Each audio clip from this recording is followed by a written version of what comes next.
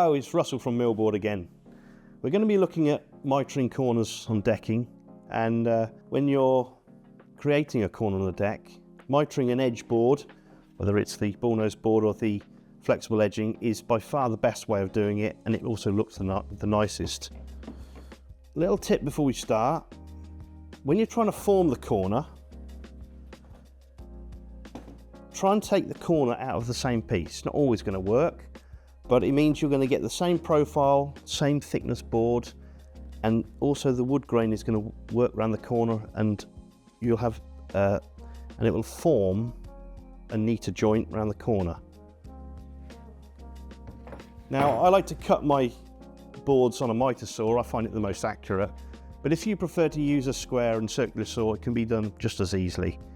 Now, before gluing our joints together, I would always put them into position on the deck after I've cut them, and I would just check the joint to make sure it's consistent, but also I'll be looking at my lines, making sure that my overhang is consistent, and if you need to do any slight adjustments because the corner's not quite square or anything, this gives you an opportunity to do it now to make sure that joint is going to be joinery perfect, basically.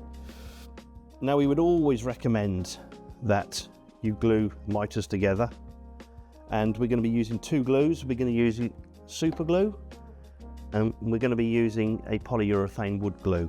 The polyurethane wood glue we're going to use on the core of the material, running down here, and we're going to be using the super glue on the top layer, round the front, and all the way along the top, a continuous bead with no gaps in it. So let's go ahead and bond this joint together then. So we're going to put the PU wood glue on first.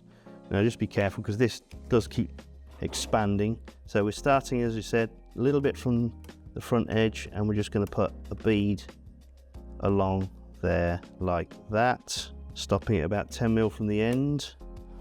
What I like about these tubes is the fact you can put the lid back on them and it stops it running everywhere. And then we've got the super glue. So as I said, we're going to run it all the way along this edge and then all the way around the front edge there then. So a good bead, continuous, no gaps in it, running all the way around there like that. So there's your continuous bead super glue, there's your PU glue. Make sure they don't touch because somehow they cancel each other out. So now we're going to join these two together. So front edge first, top edge, make sure those touch first. Hold it there for a few seconds. You can see how this is lifted up away from the joint, so I can just make sure that the super glue is working to start with. Your joint should straight away bond, and you should be able to take some weight on the joint straight away. It goes off very, very quickly. Don't use an activator with the super glue because it tends to leave a white film on the surface and it can be very hard to remove it. So once you're happy with the finish of the joint, you need to fix the boards in place, get one side straight first, and then measure just at the end here. Don't worry about this side to start with.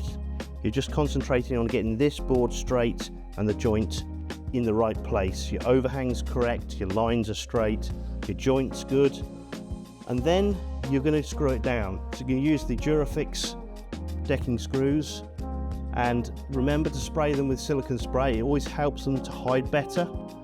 And you're going to put two screws in there, two screws in there, and one there and there. So you basically have 3 screws on each side of your joint. And there you have a clean, tidy joint. Thanks for watching. Look forward to seeing you again next time.